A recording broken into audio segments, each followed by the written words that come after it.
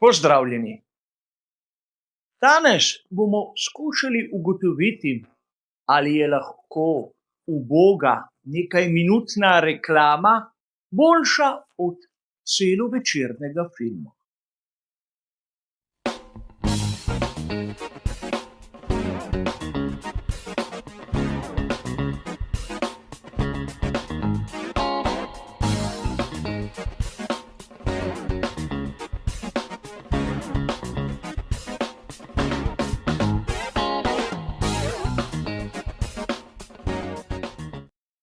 Marsikdo izmed vas je verjetno spregledal, da znana italijanska znamka testenin je postala partner Formule 1.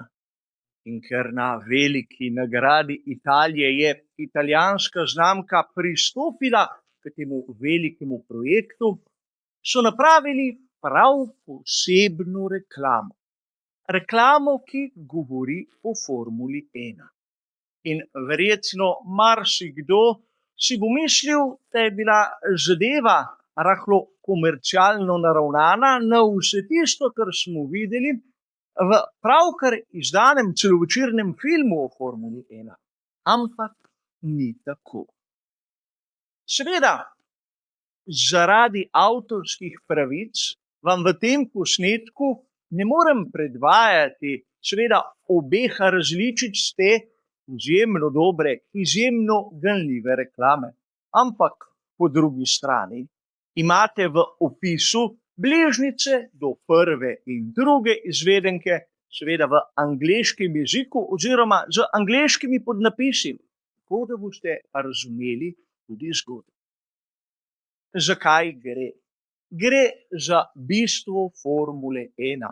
Za tisto, kar se dogaja tudi v ozadju, za prijateljske vezi, ki lahko nastanejo izven proge in ki ne vplivajo na ono, kar se na progi, na dirkah dogaja.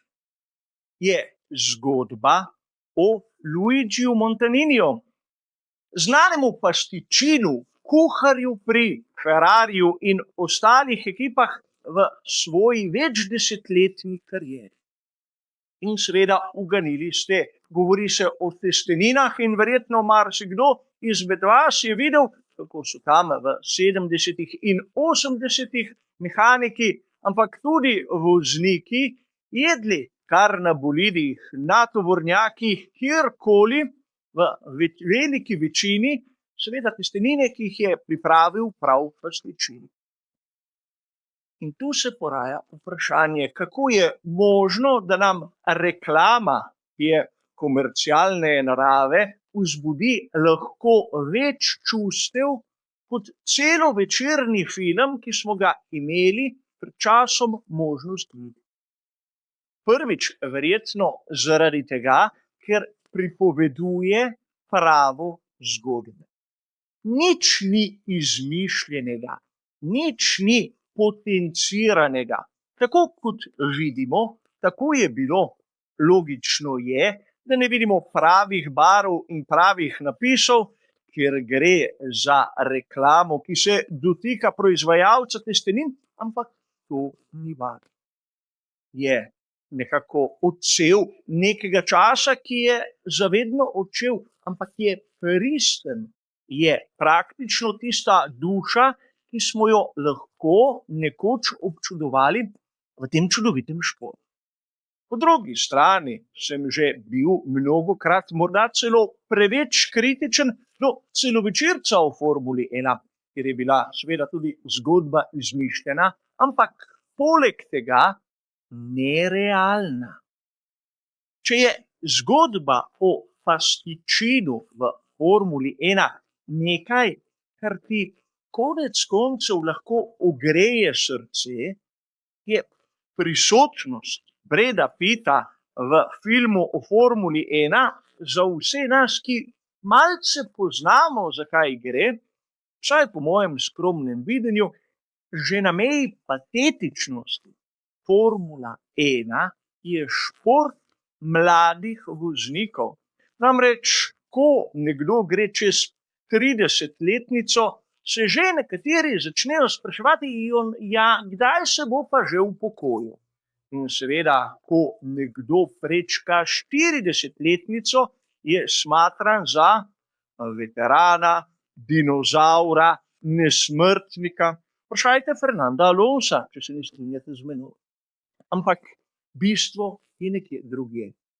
Namreč, če zadeve delaš s strastjo, s spoštljivostjo, z tistim namenom pripovedovati zgodbe, lahko narediš mojstrovino, ki traja samo nekaj minut, in pri publiki, pri pravih navdušencih, dosežeš rezultat.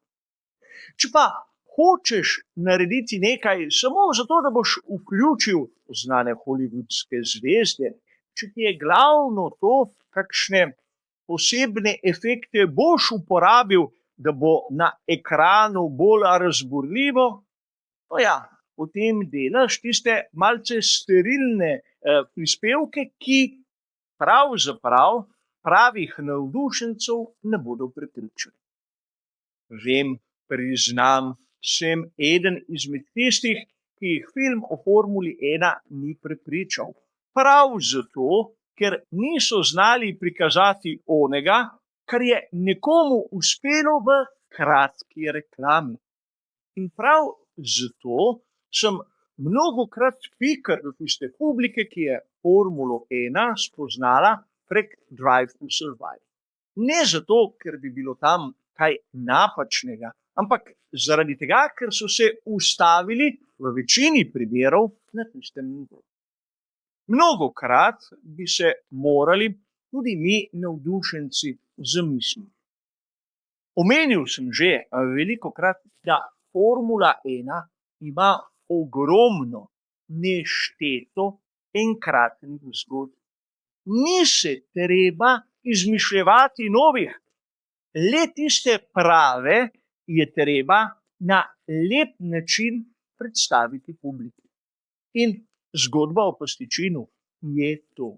Je Formula 1, je tisto bratstvo različnih barov, kjer so se vsi zbrali v eni garaži na nedeljskem kosilu. Čeprav so si prej in potem brusili platišča, kot da so na smrt skregani. Ampak člani so bili, so in bodo iste družine. Družine Formule 1. Čeprav nekateri v celovečernih filmih poudarjajo, kako se lahko nekdo nalašč zaleti. No, tisti, ki takšne zadeve res počne nalašč, v družini Formule 1, vsaj po mojem, nima kaj iskati. Kot ponavadi, gre za tisto osebno videnje, gre za tisto osebno mnenje, ki ga imam. A za danes bo to vse. Hvala za vašo pozornost in nasvidenje.